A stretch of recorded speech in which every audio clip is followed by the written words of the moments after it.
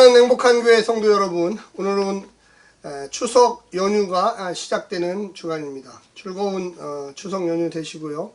코로나19로 인해서 고향에 또 못 가시는 분들도 계실 텐데, 그래도 하나님께서 주시는 귀한 민속 명절입니다. 풍성한 시간 되시고, 특별히 추석 가정 예배 순서지를 통해서 꼭 함께 모여서 가족들끼리 추석의 기쁨을 하나님과 함께 나누시며 또 이웃들과 함께 나누시기를 간절히 부탁드립니다. 오늘 우리에게 주시는 이 매일 성경은 고린도 후서 4장 1절부터 18절까지의 말씀입니다. 먼저 성우들이 읽어주는 말씀을 듣고 다시 오겠습니다. 4장. 그러므로 우리가 이 직분을 받아 긍휼하심을 입은 대로 낙심하지 아니하고 이에 숨은 부끄러움의 일을 버리고 속임으로 행하지 아니하며 하나님의 말씀을 혼잡하게 하지 아니하고 오직 진리를 나타내므로 하나님 앞에서 각 사람의 양심에 대하여 스스로 추천하노라. 만일 우리의 복음이 가리었으면 망하는 자들에게 가리어진 것이라. 그 중에 이 세상의 신이 믿지 아니하는 자들의 마음을 혼미하게 하여 그리스도의 영광의 복음의 광채가 비치지 못하게 함이니 그리스도는 하나님의 형상이니라. 우리는 우리를 전파하는 것이 아니라 오직 그리스도 예수의 주 되신 것과 또 예수를 위하여 우리가 너희의 종된 것을 전파함이라. 어두운 데에 빛이 빛이라 말씀하셨던 그 하나님께서 예수 그리스도의 얼굴에 있는 하나님의 영광을 아는 빛을 우리 마음에 비추셨느니라. 우리가 이 보배를 질그릇에 가졌으니 이는 심히 큰 능력은 하나님께 있고 우리에게 있지 아니함을 알게 하려 함이라. 우리가 사방으로 우겨쌈을 당하여도 쌓이지 아니하며 답답한 일을 당하여도 낙심하지 아니하며 박해를 받아도 버림바 되지 아니하며 거꾸로 뜨림을 당하여도 망하지 아니하고 우리가 항상 예수의 죽음을 몸에 짊어짐은 예수의 생명이 또한 우리 몸에 나타나게 하려 함이라. 우리 살아있는 자가 항상 예수를 위하여 죽음에 넘겨짐은 예수의 생명이 또한 우리 죽을 육체에 나타나게 하려 함이라. 그런즉 사망은 우리 안에서 역사하고 생명은 너희 안에서 역사하느니라. 기록된 바 내가 믿었으므로 말하였다 한 것 같이 우리가 같은 믿음의 마음을 가졌으니 우리도 믿었으므로 또한 말하노라. 주 예수를 다시 살리시니가 예수와 함께 우리도 다시 살리사 너희와 함께 그 앞에 서게 하실 줄을 아노라. 이는 모든 것이 너희를 위함이니 많은 사람의 감사로 말미암아 은혜가 더하여 넘쳐서 하나님께 영광을 돌리게 하려 함이라.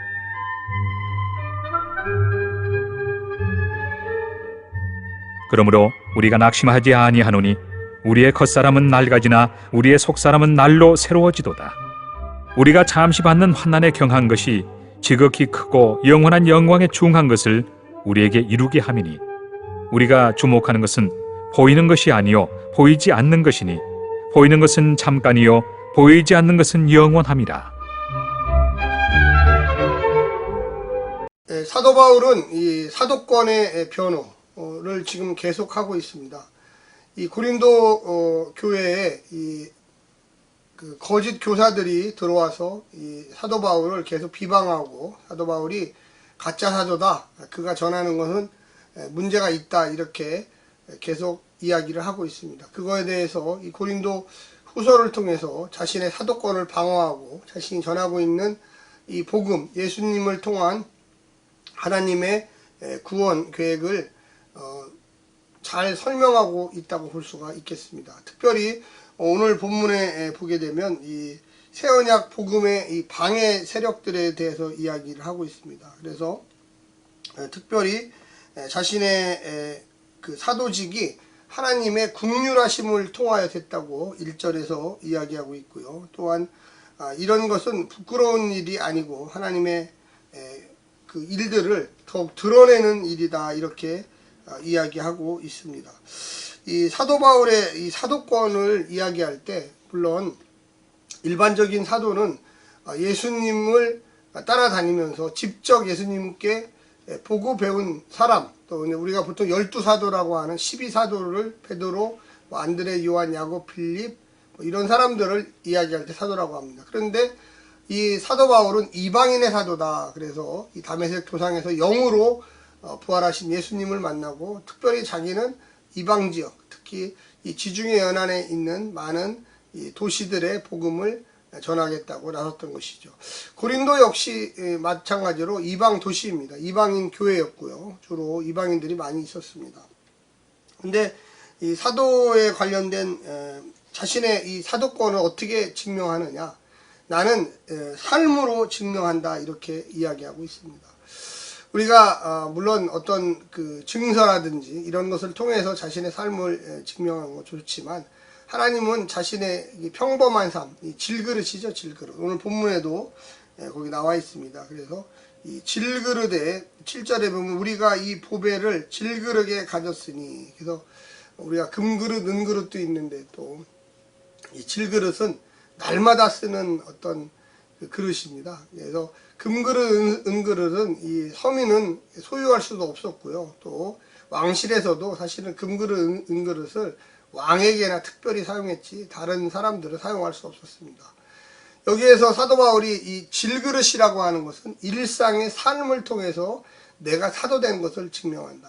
그래서 7절에 우리가 이 보배를 질그릇에 가졌으니 이는 심히 큰 능력은 하나님께 있고 우리에게 있지 아니합니다. 그러니까 하나님이 나를 사용하셔서 이 복음의 능력을 증거하게 한다.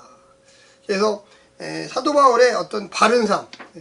나는 어떤 삶이냐? 하나님이 불렀기 때문에 어떤 상황에 처해도 감사하고 기뻐하고 또 두려워하지 않는다. 내가 죽을 고비를 여러 번 넘겼지만 그때마다 하나님이 나를 보호해 주시고 인도해 주시고 해서 내가 지금까지 살고 있는 것이 아니냐, 이렇게 생각합니다. 그래서 그 2절부터 이제 시작되는 그 말씀들을 보면 이에 숨은 부끄러움의 일을 버리고, 그래서 자기 자신은 뚜렷하게 진실했다는 거죠. 그러니까 뭐 내가 먹을 것 때문에, 내가 먹고 사는 것 때문에 복음 전한 거 아니다. 나는 오로지 주님이 불러서 나를 책임져 주시고 내가 그런 먹고 사는 거에 타협하지 않고 내가 정확하게 굶을지라도 고난을 당할지라도 복음에 합당하게 생활했다고 이야기하고 있습니다. 그리고 3절에도 만일 우리의 복음이 가리웠으면 망하는 자에게 가리워진 것이다. 그러니까 내가 열심히 전했지만 하나님이 선택하지 않은 사람이라면 내가 어떻게 하겠느냐, 할 수 없다. 그러나 내가 할 일, 이 사도가 할 일은 뭐냐? 복음을 증거하는 거다. 복음대로 사는 거다. 우리가 이 현실 생활 속에서 지금 21세기를 살아가는 성도들의 삶은 결과를 논하는 것이 아닙니다. 우리가 목사도 마찬가지고 집사도 마찬가지고 장로도 마찬가지고 우리의 할 일은 당연히 우리가 하나님의 백성으로 구원받아서 그 복음의 기쁨을 날마다 생활 속에서 실천하면서 전하는 거예요. 뭐 그 사람이 받아들이든지 안 받아들이든지. 이 사도 바울이 왜 이 고린도 교회에 이런 얘기를 썼을까요? 우리가 무슨 결과를 놓고 얘기하는 게 아니라 무슨 이득을 따려고 하는 그런 것이 아니라 내가 당연히 하나님으로부터 부름받은 자의 소명적인 삶을 살고 있다고 이 사도 바울은 이야기하고 있는 것입니다. 그러면서 5절에 보면 우리는 우리를 전파하는 것이 아니라 오직 그리스도 예수의 주되신 것과 또한 예수를 위하여 우리가 너희의 종된 것을 전파함이라. 그래서 사도 바울은 고린도 교회의 종이라고 했습니다. 그러니까 이 교회를 섬기는 게 목회자거든요. 그러니까 쉽게 얘기하면 교회를 군림하는 거, 교회 우에 군림하는 게 목회자가 아니에요. 성도 우에 군림하는 게 아니에요. 하나님이 맡겨주셔서 그 양떼와 이 교회를 내가 잘 섬기는 서번트, 이 또 종, 슬레이브, 노예라고 하는 그 자세를 가지겠다는 그런 자세라는 거죠. 그러니까 이 예루살렘으로부터 출천장을 받고 온 이 거짓 사도들은 교회 위에 군림하려고 그러고 내가 너희들을 가르치겠다고 그러고 권위를 가지려고 그럽니다. 근데 사도 바울은 나는 당신들의 종입니다. 하나님이 이 일을 내게 맡겨주셨기 때문에 당신들을 양육하고 가르치고 목양하는 그것이 내 할 일입니다. 그래서 나는 당신들의 족입니다. 그리고 내가 전하는 건 다른 거 전하는 게 아닙니다. 율법을 전하거나 뭐 그 없어질 것을 전하거나 그 구원도 못 시키는 거 전하는 게 아니라 주 예수 그리스도 우리의 주님 메시아 대신 그 주님을 전하는 것입니다. 얼마나 뚜렷합니까? 우리가 교회에서 과연 뭘 전해야 될까요? 가장 중요한 건 물론 여러 가지 있지만 주님 예수 그리스도가 우리의 메시아 되신다는 거, 우리의 구세주 되신다는 걸 전해야 됩니다. 이 사도 바울은 분명했어요. 내가 왜 고린도 교회 사도냐? 내가 왜 고린도 교회 편지를 보내느냐? 너희들이 왜 내 향기냐? 내 편지냐? 왜 새 언약의 일꾼으로 부르심을 받았냐? 딱 한 가지, 주 예수 그리스도의 복음대로 살으라고 나를 사도로 불렀다. 그리고 너희들을 가르치라고 불렀다. 그래서 그 핵심, 모든 것의 핵심에는 주 예수 그리스도, 우리의 메시아 되신 주님이 있다는 것이죠. 그래서 그 어떤 일이 벌어진다 해도 나는 이것을 포기할 수 없노라. 내가 주님이 우리의 구세주 되시고 주님을 따라가는 삶, 주님을 그 모습을 내가 흠모하는 그 삶, 내가 그것을 버릴 수가 없다. 그것이 바로 내가 하나님이 나를 부르신 이유 중에 하나다. 그래서 거기 보면 7절 8절부터 나옵니다. 이렇게 나와 있어요. 우리가 사방으로 우겨쌈을 당하여도 쌓이지 아니하며 답답한 일을 당하여도 낙심하지 아니하며 박해를 받아도 버림받지 아니하며 거꾸림을 당하여도 망하지 아니하고 우리가 항상 예수의 죽음을 몸에 짊어지면 예수의 생명이 또한 우리 몸에 나타나게 합니다. 그러니까 그런 어려움과 고통 속에서 내가 참고 인내하고 그 고난을 받는 그 순간 내 몸에서 누가 나타난다고? 예수님이 나타난다. 희생과 봉사, 사랑, 이것만이 나의 삶을 통해서 예수님이 나타난 거예요. 싸운다거나 욕한다거나 막 갈등한다, 절대 예수님이 나타나지 않아요. 사도 바울은 너희가 나를 공격할지라도, 거짓 사도들이 나를 공격할지라도, 내가 어떻게 18개월 동안 고린도 교회를 세웠고 어떻게 그들을 사랑했고 어떻게 그리스도의 복음을 전했는지를 생각해봐라. 내가 그들과 싸웠대? 내가 그들을 갈등을 만들었대? 내가 그들을 욕했대? 아니! 오직 주님 나라 위하여 헌신하면서 낮아지면서 고통받으면서 복음을 전했더니 고린도 교회가 세워지고 살아난 것이 아니겠느냐. 얼마나 멋진 말이에요. 저 역시도 목사지만 과연 어떻게 목회를 할 것인가? 어떤 방법이 있을까요? 오로지 예수님처럼 십자가 정신을 따라서 나를 낮추고 그리스도의 복음을 높이고 성도들을 높이고 하나님 나라를 높이고 이 목회자는 점점 낮아지는 거예요. 그래서 거기에 보면 이렇게 이야기합니다. 만약에 내가 죽어도 예수님을 살린 그 하나님이 나도 못 살리겠느냐. 나도 당연히 살아난다. 나는 그걸 믿는다. 얼마나 죽음도 두려워하지 않는다. 새 언약의 일꾼들은요, 복음을 믿는 사람들은 죽음을 두려워하지 않아요. 어떤 상황이 돼도 복음을 전하고 어떤 어려움이 와도 감사하게 생각하고 우겨쌈을 당해도 내가 우겨쌈이라는 게 빙빙 돌다는 거예요. 막 나를 중심으로 막 나를 죽이기 위해서 막 아주 조리돌림을 당하는 거죠. 그런데 그럼에도 불구하고 나는 흔들리지 않는다. 왜? 나와 함께 주님이 계시고 나를 설사 죽여도 십자가 예수님이 죽었다가 3일 만에 부활한 것처럼 다시 부활할 수 있다라는 이 부활복음, 여기에 이 사도 바울의 핵심이 있다고 저는 믿습니다. 그러면서 16절에 그러므로 우리가 낙심하지 아니하노니 우리의 겉사람은 낡아지나 우리의 속사람은 날로 새로워지는도다. 할렐루야. 맞죠?